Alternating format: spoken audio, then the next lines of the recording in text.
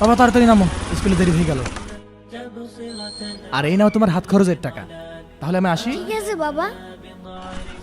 এই তো বল চলে গিয়েছে, এখনই যেতে হবে। কি রে আয়। এই তুই থাক, আমি আসছি। আরে আরে আরে বুঝলাম না কোথায় গেল।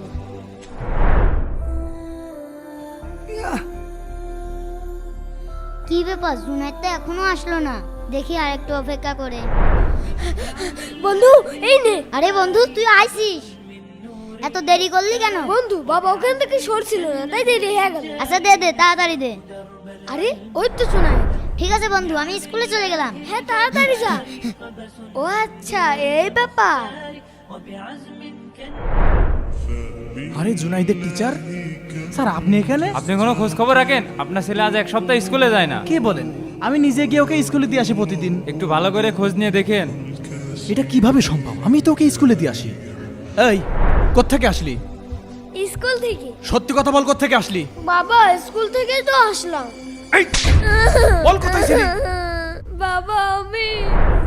কিরে বন্ধু তোর কাজ শেষ হয়েছে? আমার তো স্কুল ছুটি হয়ে গেল। বিকাল বেলা খেলতে আসিস কিন্তু। আচ্ছা যা। দাদু আমাকে কি এই ক্লাসে ভর্তি করবা না? আমার বন্ধুরা তো সবাই স্কুলে যাচ্ছে। দাদুরে চাল কেনারই তো টাকা হয় না, তোর বই কিনে দেবো কোত্থেকে? গরিব মানুষ, বেশি পড়া লাগে না, চল। কি? বাবা আমি সবকিছু এই ছেলেটার জন্যই করেছি। আরে বাবা, তুই আমাকে আগে বলতি, আমি ওর ভর্তির ব্যবস্থা করতাম, বইও কিনে দিতাম। আহা কান্না করিস না, চল চল ভিতরে চল। বন্ধুরা আমি কি ঠিক করেছি? কমেন্টে অবশ্যই জানাবে।